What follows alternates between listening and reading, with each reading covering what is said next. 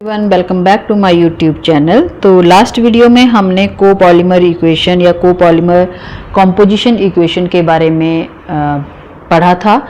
तो वो इक्वेशन थी हमारी dm1 divide by dm2 which is equal to m1 divide by m2 multiply by r1 m1 plus m2 divided by m1 plus r2 m2। ठीक है, तो ये थी हमारी जो मोनोमर रिएक्टिविटी की टर्म्स में हमने इस इक्वेशन को निकाला था। इसी इक्वेशन को हम जो है मोल फ्रैक्शन की टर्म्स में भी निकाल सकते हैं। तो आज की वीडियो में हम वही करेंगे कि कोपॉलीमर इक्वेशन को हम मोल फ्रैक्शन की टर्म में कैसे लिखेंगे। ओके, तो उसके लिए हम क्या करेंगे कि F1 लेंगे, कैपिटल F1। ये क्या है? Mole fraction. F1 क्या है? मोल फ्रैक्शन किसका? मोनोमर 1 का, जो कि हम ऐड करते हैं कोपॉलीमर के टाइम पे पर यूनिट टाइम। ठीक है, F1 क्या है? Mole fraction of monomer M1 added to copolymer per unit time. Okay, F2 क्या है? ये आपका मोनोमर 2 के लिए है मोल फ्रैक्शन, है ना। तो इसके लिए हम जब इनको F1 और F2 की वैल्यूज़ को हमने लिखना है और हम इसको रेट की फॉर्म में लिख रहे हैं, क्योंकि देखो पर यूनिट टाइम बोल रहे हैं ना, इट मीन कि ये रेट है। ठीक है, तो हमने इनकी वैल्यूज़ लिखनी है अब। तो F1 क्या बन जाएगा आपका? F1 1 के लिए है, मीन्स मोनोमर 1 जो है वो कंज्यूम हो रहा है दोनों मोनोमर्स के बीच में से, M1 और M2 से। तो F1 जो है मोनोमर 1 का consumption divided by total consumption of this two. ठीक है, तो minus dm1 divide by dt और डिवाइडेड बाई क्या हो जाएगा? dm1 divide by dt plus, हमने इनको तो प्लस ही करना होता है, लेकिन क्या बोलते हैं इसको, कंजम्पशन हो रहा है तो यहाँ पे माइनस लगाते हैं। ठीक है, minus dm2 divide by d2। ठीक है, इस तरह से ये होता है। जैसे हम मोल फ्रैक्शन निकालते हैं ना किसी का भी, लेट अस सपोज कि हमारे पास xa और xb था, तो हमने अगर मोल फ्रैक्शन निकालना होता था xa का, तो हम क्या लिखते थे? xa divided by xa plus xb, ऐसे लिखते थे ना। तो वही चीज़ यहाँ पे है। तो अब माइनस माइनस तो कैंसिल हो जाएगा, यहाँ से माइनस, इसका माइनस कॉमन ले लो, वो वाला कैंसिल हो जाएगा। तो हमारे पास क्या बचा? dm1 over dt, dm1 over dt plus dm2 over dt। Okay, अब ये बन गई हमारी इक्वेशन 14, है ना, F1 के लिए।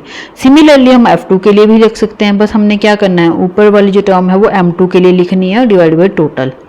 क्लियर है? तो ये हमारे पास बन गई इक्वेशन 15। तो नेक्स्ट हमने जो है यहाँ पे देखना है capital F which is equal to F1 divide by F2। Reactivity देखो हम क्या निकाल रहे हैं? रिलेटिव रिएक्टिविटी निकाल रहे थे कोपॉलीमर इक्वेशन में। तो सेम चीज़ यहाँ पे है, हमने रिलेटिव मोल फ्रैक्शन निकालना है। तो that is F is equal to F1 divide by F2। ठीक है, तो F1 की वैल्यू डिवाइड बाई F2 की वैल्यू, तो ये दोनों जो नीचे वाले जो है यहाँ पे ये कैंसिल हो जाएंगे। हमारे पास सिंपल क्या बचेगा? dm1 over dt divided by dm2 over dt। अभी dt भी आप कैंसिल कर सकते हो। ठीक है, तो ये कैंसिल हो गए, तो हमारे पास F1 ओवर F2 क्या बचा? dm1 divided by dm2। वो इक्वेशन आपकी 16। क्लियर है? तो ये हमारे पास इक्वेशन 16 आ गई, F1 divide by F2 capital वाली, है ना। अब हमने क्या करना है? स्मॉल f1 और f2 लेने हैं। वो क्या है? ये है हमारे पास कि मोल फ्रैक्शन ऑफ मोनोमर 1 और मोनोमर 2 कितना है मिक्सचर में। जो हमने कैपिटल F1 और F2 लिए थे ना, वो मोल फ्रैक्शन था कि M1 को वो कोपॉलीमर में ऐड हो रहा है पर यूनिट टाइम। ठीक है, वो उसका मोल फ्रैक्शन था। अब जो स्मॉल f1 और f2 है ना, ये है मोल फ्रैक्शन M1 और M2 का विद इन द मिक्सचर, है ना। मिक्सचर क्या है? M1 एंड M2, इन दोनों में M1 क्या है? ठीक है, तो वो है स्मॉल f। ओके, तो स्मॉल f1 क्या होगा आपका? M1 divided by total. Similarly f2 क्या होगा आपका? M2 divided by total. Okay, तो फिर से इसकी अगर रिलेटिव रेशियो निकालनी होगी तो कैसे करेंगे हम? Small f is equal to F1 divided by F2। Clear है? तो ये दोनों वैल्यू जब हम यहाँ पुट करेंगे तो ये दोनों कैंसिल हो जाएंगे। हमारे पास सिंपली क्या बचेगा? M1 divided by M2। Okay, तो कैपिटल F1 और F2 क्या थे? dm1 over dm2। जो स्मॉल f है वो क्या है हमारे पास? M1 divided by M2। तो अब हमने क्या करना है? जो हमने ये कैपिटल F1 ओवर F2 या फिर जो dm1 M2 निकाले हैं ना इक्वेशन नंबर 16, और यहाँ पे M1 divide by M2 F1 और F1 डिवाइड बाई F2 के लिए इनको हमने पुट करना है इक्वेशन नंबर 13, जो हमने लास्ट टाइम जो लास्ट वीडियो थी उसमें हमने कोपॉलीमर इक्वेशन निकाली थी, उसमें इसको हम फिल करेंगे। कैसे? इस इक्वेशन में इसको हम डालेंगे। देखिए यहाँ पे है ना M1 डिवाइड बाई M2, तो ये क्या हो गया हमारा small f1 divide by small f2। यहाँ पे dm1 ओवर dm2, तो ये क्या हो गया हमारा capital F1 divide by capital F2। तो इसको हम यहाँ पे लिख, तो इक्वेशन क्या बन गई हमारे पास F1 divide by F2 is equal to small f1 divide by small f2 which is equal to R1। अब यहाँ पे भी तो हमारे पास क्या था, यहाँ पे हमारे पास M1, ठीक है। अब देखो ये थी ये इक्वेशन मैंने यहाँ पे लिख ली है हमारी कोपॉलीमर इक्वेशन है ये, ठीक है। तो यहाँ पे M1 डिवाइड बाई M2 की जगह तो मैंने स्मॉल f1 स्मॉल f2 लिख दिया। नेक्स्ट हमारे पास यहाँ पे R1, तो R1 को हमने एज इट इज लिख दिया। नेक्स्ट है हमारे पास M1, तो M1 की वैल्यू कहाँ से निकाले, हमें पता है कि F1 डिवाइड बाई F2 क्या होता है M1 डिवाइड बाई M2, तो यहाँ से हमने M1 की वैल्यू निकाल ली which is equal to F1 divide by F2 multiply by M2, ठीक है। तो ये वाली वैल्यू हमने यहाँ पे M1 की जगह पे लिख दी, ये हो गया M2। नीचे भी हमने वही किया, M1 की जगह पे हमने वैल्यू पुट कर दी और R2 प्लस M2, क्लियर है। अब क्या है यहाँ से देखिए M2 कॉमन निकल जाएगा बाहर, है ना, और यहाँ पे भी M2 है, इसको भी कॉमन निकाल लीजिए।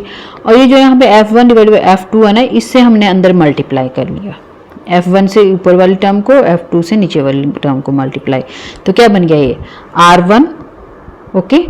और साथ ही देखो सॉल्व भी किया है, इसको सॉल्व कैसे किया है पहले अगर मैं आपको बताऊं, ये है F2, तो F2 को एलसीएम लिया है ना, तो यहाँ पे F2 की वैल्यू भी आएगी, यहाँ पे भी एलसीएम लिया तो यहाँ पे F2 आएगा, ये वाला F2 और ये F2 कैंसिल हो जाएंगे, ठीक है। तो हमारे पास ये देखिए कर दिया है कैंसिल, तो हमारे पास टर्म क्या बन जाएगी R1 मल्टीप्लाई किया है तो F1 स्क्वायर, ठीक है।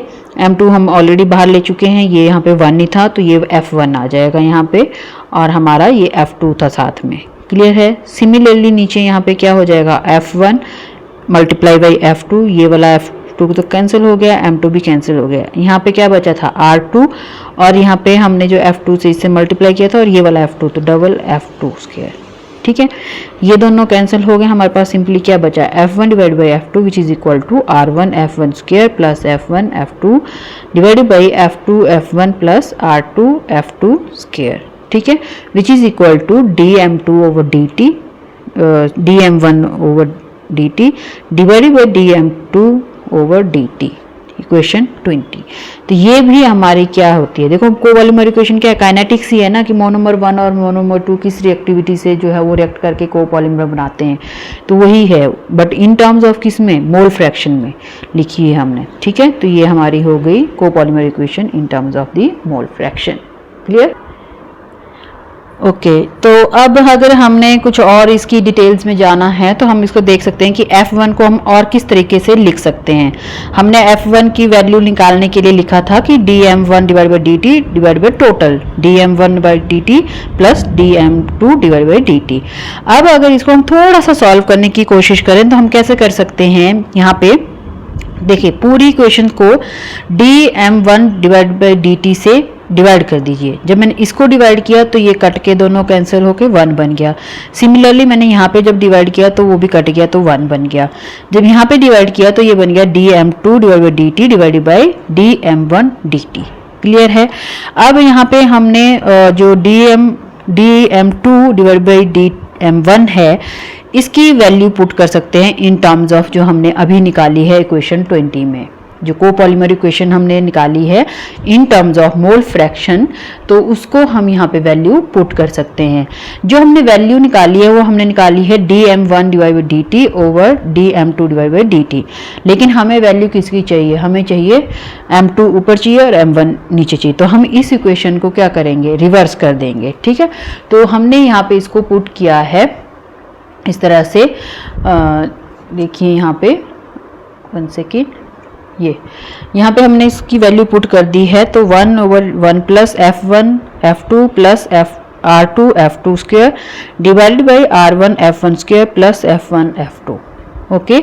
अब इसको थोड़ा सा और सॉल्व करेंगे तो यहाँ पे एलसीएम लेकर के ये वाली पूरी टर्म यहाँ पे चली जाएगी और ऊपर तो 1 एज इट इज रहेगा, 1 डिवाइडेड बाई ये R1 F1 square F plus F1 F2 यहाँ पे, फिर प्लस ये F1 F2 R2 F2 square, okay, divided by this term, okay. तो अब यहाँ पे अगर हम देखते हैं तो इसको हम रिवर्स, ये वाला जो नीचे वाला पार्ट है ये ऊपर चला जाएगा।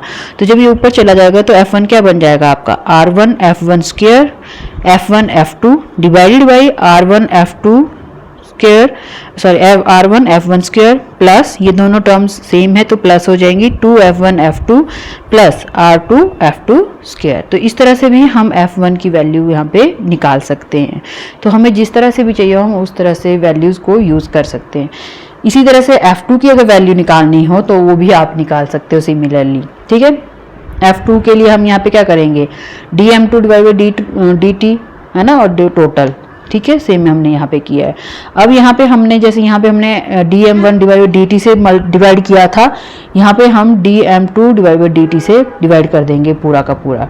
तो हमारे पास क्या बन जाएगा, ये ऊपर वाली टर्म 1, ये वाली टर्म क्या बन जाएगी, dm1 divide by dt divided by dm2 divide by dt plus 1, okay. फिर यहाँ पे हम दोबारा वैल्यू पुट कर देंगे, यहाँ रिवर्स करने की ज़रूरत नहीं है हमें इक्वेशन 20 को, क्यों, क्योंकि वहाँ पे हमने m1 डिवाइड बाई dt और divide by dm2 divide by dt का ही निकाला है, तो उसको एज इट इज़ हम फिल करेंगे।